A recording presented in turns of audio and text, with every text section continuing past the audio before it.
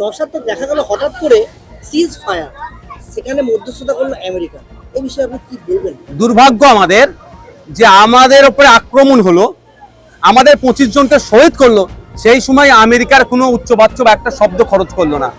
আমরা যখন আমাদের সেনারা যখন বীরত্ব দেখিয়ে আমাদের সেনাবাহিনীর মধ্যে 2 জন মহিলা অফিসারের নেতৃত্বে যেভাবে পাকিস্তানে ঢুকে ওখানকার জঙ্গি কার্যকলাপ যারা করে, সেই যখন ঘাঁটি আমরা গুড়িয়ে দিয়ে আসলাম এবং পরবর্তী পদক্ষেপের জন্য পাকিস্তান সরকারকে এই বার্তা দেওয়ার জন্য তোমার ওখানে জঙ্গি চাষ বন্ধ করো, নাহলে কিন্তু আমরা এই লড়াই থেকে পিছ পাবো না।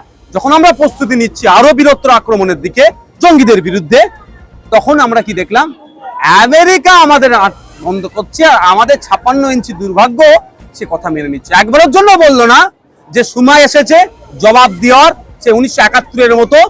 তখন আমেরিকার প্রেসিডেন্ট বলেছিল আমাদের প্রধানমন্ত্রীকে, কিন্তু প্রতি উত্তর কে দিয়েছিল, সেই দেওয়ার মতো সাহসটা দেখাতে পারলো না। তাহলে একটা জিনিস দেখা যাচ্ছে কদিন ধরে সোশ্যাল মিডিয়াতে কিছু মানুষ যারা ইন্ডিয়ার বিরুদ্ধে কথা বলছে এবং পাকিস্তানের সাপোর্টে কথা বলছে, তাদের সাপোর্ট কি বলবো? 2 টাইপের মানুষকে একটাও ছাড়াবে না।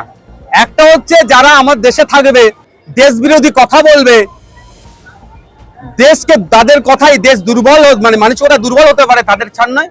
আর একটা শ্রেণীর মানুষকে যারা দেশের মধ্যে থেকে দেশের মানুষের সাথে লড়াই করে দেশকে দুর্বল করার চেষ্টা করছে, তাদের বিরুদ্ধে লড়াই সংগ্রাম আমাদের জারি থাকবে।